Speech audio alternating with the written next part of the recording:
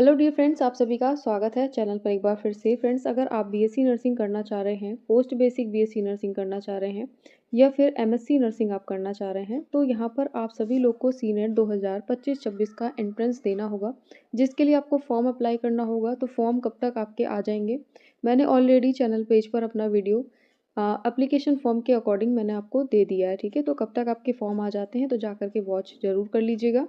Then उसके बाद देखिए आपको कौन-कौन से ऐसे डॉक्यूमेंट्स हैं जो कि इम्पॉर्टेंट होंगे और आप सभी लोगों को ये बनवाना बहुत ज़्यादा ज़रूरी है। एडमिशन प्रोसीजर क्या रहेगा इस वीडियो में कंप्लीट आपको जानकारी मिलने वाली है, तो वीडियो को लास्ट तक ज़रूर देखिएगा। अगर आप नए हो चैनल पर तो जल्दी से सब्सक्राइब कर लो, बेल आइकन प्रेस करके। टेलीग्राम, इंस्टाग्राम चाहते हैं तो जॉइन ज़रूर करके रखें। तो चलिए स्टार्ट करते हैं अपनी वीडियो। तब तक आप वीडियो लाइक ज़रूर कर लीजिएगा फ्रेंड्स।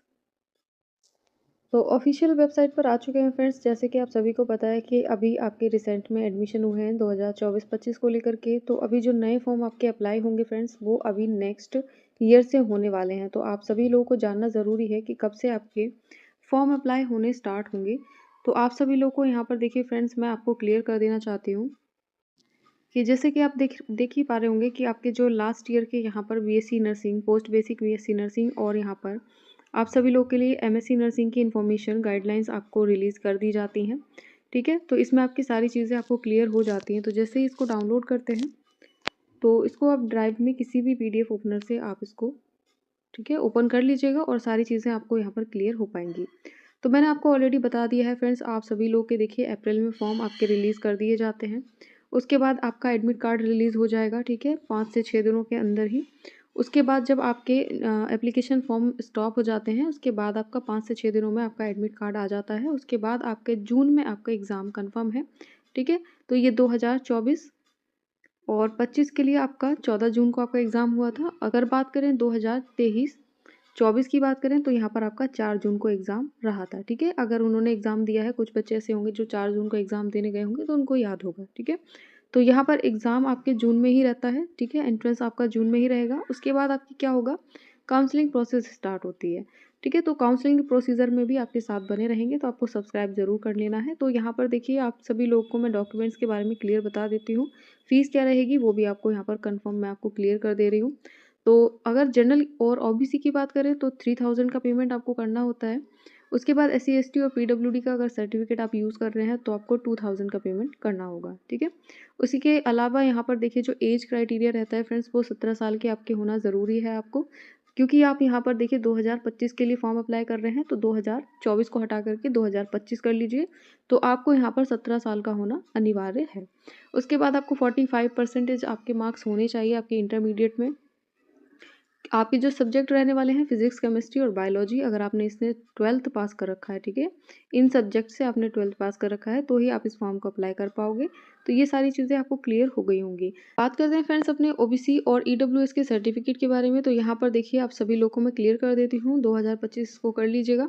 तो ओबीसी और ईडब्ल्यूएस का सर्टिफिकेट जो होगा फ्रेंड्स, वो 1 अप्रैल के बाद आप 2025 में अगर इसको आप इशू करवाते हैं तो ये आपका वैलिड माना जाता है। उसी तरीके से आप एक्स सर्विसमैन जिसे आप कह रहे हो, तो यहाँ पर उसका सर्टिफिकेट है तो वो भी आप इशू करवा लीजिए। एनसीसी का अगर सर्टिफिकेट है तो वो भी आपका ग्रेड बी को लेकर के अथोराइज बटालियन के थ्रू आपको यहाँ पर प्रिस्क्राइब्ड होना ज़रूरी है, ठीक है। तो ये सारी चीज़ें मैंने ऑलरेडी आपको क्लियर कर दी थी। अभी बात कर लेते हैं फ्रेंड्स यहाँ पर पोस्ट बेसिक के लिए। तो पोस्ट बेसिक के लिए सेम आपको इसको डाउनलोड कर लेना है।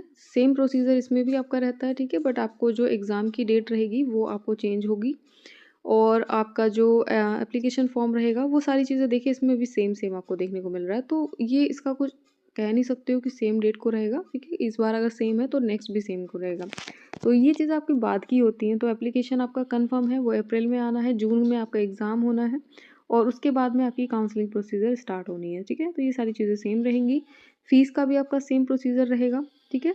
उसके बाद देखिए यहाँ पर आपकी एज क्राइटेरिया है वो भी आपको सेम देखने को मिल रही है। देन उसकी बात करते हैं आपको यहाँ पर, तो यहाँ पर देखिए जो सर्टिफिकेट्स हैं फ्रेंड्स उनके बारे में भी आपको थोड़ा-सा समझना है। तो यहाँ पर आपका जो सर्टिफिकेट है वो आपको 1 अप्रैल के बाद का होना चाहिए, 2025 की बात हो रही है, ठीक है। तो ईडब्ल्यूएस का भी सेम है, एनसीसी एक्स सर्विसमैन का भी यहाँ पर सेम आपको मैंने जो बताया है, ये सारी चीज़ें आपको क्लियर हो गई होंगी। तो ये सारी चीज़ें आपको क्लियर कर लेनी है, ठीक है। उसके बाद देखिए जो भी यहाँ स्टूडेंट्स हैं तो यहाँ पर जो रजिस्ट्रेशन कराएंगे तो उनको कौन कौन से डॉक्यूमेंट्स लगने वाले हैं। तो देखिए जैसे कि आप मान लीजिए आपका फर्स्ट नेम है, middle name, last name, father name, mother name, उसके बाद डेट ऑफ बर्थ, जेंडर क्या रहेगा, ईमेल एड्रेस, मोबाइल नंबर जो आपका वैलिड है, जो भी इस टाइम पर आपको आप रनिंग स्टेटस में आप जिसे कह सकते हो कि फ़ोन में आप उसको यूज़ कर रहे हो, ठीक है। और कैटेगरी सर्टिफिकेट और सब कैटेगरी सर्टिफिकेट आपका यहाँ पर लगने वाला है। तो ये सारी चीज़ें आपको क्लियर कर लेनी है। उसी तरीके से देखिए यहाँ पर बीएससी नर्सिंग की भी बात करें तो उसमें भी आपका सेम प्रोसीजर है और डॉक्यूमेंट्स भी आपके सेम रहने वाले हैं, वो भी आपको पता ही होगा। तो एक बार चलिए बीएससी नर्सिंग वाला भी ओपन कर लेते हैं, तो उसमें आपको कन्फ्यूज़न क्रिएट ना हो तो इसके लिए आपको मैं दोबारा से बता देती हूँ। तो ये रहा आपके step of filling application form के लिए। तो ये आपका देखिए डॉक्यूमेंट्स की लिस्ट है जिसमें आपको फर्स्ट नेम, ठीक है, जो सर्टिफिकेट है आपका यानी मार्कशीट है उसमें जो आपका नेम है वही आपका नेम रजिस्टर यहाँ पर कराया जाएगा। मिडिल नेम जो आप लगाते हैं, लास्ट नेम जो भी आपका हो, father name, mother name, date of birth, gender, email address, mobile number जो वैलिड है, ठीक है। उसके बाद कैटेगरी और सब कैटेगरी। तो सेम यहाँ पर आपके जो डॉक्यूमेंट्स हैं वो लगने वाले हैं, ठीक है। तो ये रहा आपका पोस्ट बेसिक के लिए। और अभी देखिए फ़ोटो की भी बात करें तो फ़ोटो अगर आप चाहते हैं अपना यहाँ पर देखिए तो इसको क्लियर कर लीजिए। तो आप देखिए फ़ोटो का साइज़ क्या है, 3.5 mm और 4.5 mm, ठीक है। पासपोर्ट साइज़ फ़ोटो जिसे आप कहते हो। तो इस तरीके से आप अपनी डेट ऑफ बर्थ यहाँ पर आप कंफर्म करा लीजिए। और इस अगर नहीं भी है तो कोई भी दिक्कत नहीं है, ठीक है। अगर आपका प्लेन अगर फ़ोटो है लेकिन कलरफुल फ़ोटो होना चाहिए, ठीक है। उसका जो बैकग्राउंड है वो कैसा होना चाहिए वो भी आपको पता होना चाहिए। तो बैकग्राउंड की बात करें तो यहाँ पर देखिए क्लियर आपको दिख जाएगा। तो फुल फेस के साथ होना चाहिए। बैकग्राउंड आपका क्या है, आपको वाइट रखना है विदाउट स्पेक्टिकल्स, यानी कि आपने कुछ भी, यानी कि आपके गॉगल्स हों या फिर आपने हैट लगाई हो या फिर कुछ भी ईयरबड्स लगाई हैं, ये सब चीज़ें आपको नहीं रखनी है, ठीक है।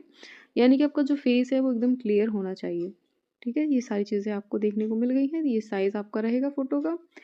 तो इस तरीके से आपको यहाँ पर अपना सिग्नेचर भी रखना है। तो कैपिटल लेटर यहाँ पर अलाउ नहीं है, ठीक है। ओनली आपको रनिंग स्टेटस में रखना है। तो ये चीज़ आपको क्लियर है फ्रेंड्स। चलिए अभी बात कर लेते हैं अपने लास्ट एमएससी नर्सिंग के लिए। तो एमएससी नर्सिंग के लिए भी सेम प्रोसीजर है फ्रेंड्स, उसमें भी आपको कुछ अलग से बताने वाला जैसा कुछ नहीं है। तो सेम आपके अप्रैल में फॉर्म आएंगे, जून में आपका एग्ज़ाम होगा, उसके बाद में आपको कह सकते हो कि आपकी जो फ़ीस है वो भी आपकी सेम है। देखिए आप देख पा रहे होंगे, ठीक है, सेम प्रोसीजर है और एज का भी आपका सेम रहने वाला है। तो यहाँ पर अभी देखिए सारी चीज़ें आपको मैंने एक-एक करके क्लियर कर दी हैं। डॉक्यूमेंट्स का भी आपका सेम है, तो ये आपको कन्फर्म कर लेना है। इसको डाउनलोड करके रखिए, जिस भी आप सेक्टर में जाना चाहते हैं, उसको डाउनलोड ज़रूर कर लीजिएगा। देन उसके बाद देखिए यहाँ पर आपके कह सकते हो कि ये आपका जो फिलिंग एप्लीकेशन फॉर्म को लेकर के डॉक्यूमेंट्स हैं, तो कुछ इस तरीके से आपके रहने वाले हैं, ठीक है।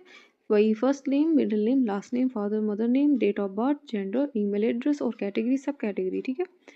तो ये चीज़ें आपको क्लियर हो गई होंगी। तो अभी जैसे कि आप सभी लोगों को मैंने ये सारी चीज़ें क्लियर कर दी हैं, तो बाद में देखिए फ्रेंड्स आप सभी लोग के जब फॉर्म आते हैं, आप एप्लीकेशन फॉर्म अप्लाई करोगे तो मैं आपके साथ में सारी चीज़ें क्लियर करती हुई चलूँगी। कैसे आपको फॉर्म अप्लाई करना है, क्या-क्या प्रोसीजर आपको अपनाने चाहिए और क्या-क्या डॉक्यूमेंट्स आपके जो अलग से लगने वाले हैं उसके बारे में अगर कोई नोटिफिकेशन आता है या फिर कुछ भी इन्फॉर्मेशन आती है आपकी ऑफिशियल वेबसाइट पर, तो मैं आपके साथ में वीडियो के माध्यम से सारी चीज़ों को शेयर करती हुई चलती हूँ, ठीक है।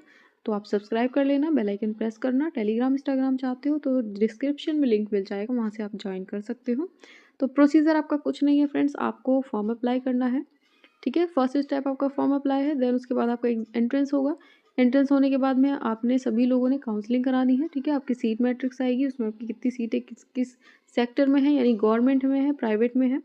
तो आपको वो सीट मैट्रिक्स के अकॉर्डिंग अपनी चॉइस फिलिंग करनी होती है, ठीक है। First counselling, second counselling, third counselling, then उसके बाद मॉप अप राउंड होता है, अगर सीटें बच जाती हैं तब, ठीक है। तो फिलहाल मैंने हमेशा से देखा हुआ है कि मॉप अप राउंड होता ही है, काफ़ी बच्चों को चांसेस मिल जाते हैं, ठीक है। और मैंने आप सभी लोगों को देखिए वीडियो के माध्यम से बता ही रखा है कि आपको मिनिमम कितने मार्क्स आपको ज़रूरी हैं, ठीक है, बीएससी नर्सिंग के लिए। तो आप सभी लोग चैनल पेज से जा कर के इस मिनिमम क्वालिफाइंग मार्क्स को लेकर के अपना जो कन्फ्यूज़न है उसको दूर कर लीजिए। कितने आपको मार्क्स ज़रूरी हैं काउंसलिंग के लिए, तो सारी चीज़ें आपको क्लियर हो जाएंगी, ठीक है। So thanks for watching dear friends.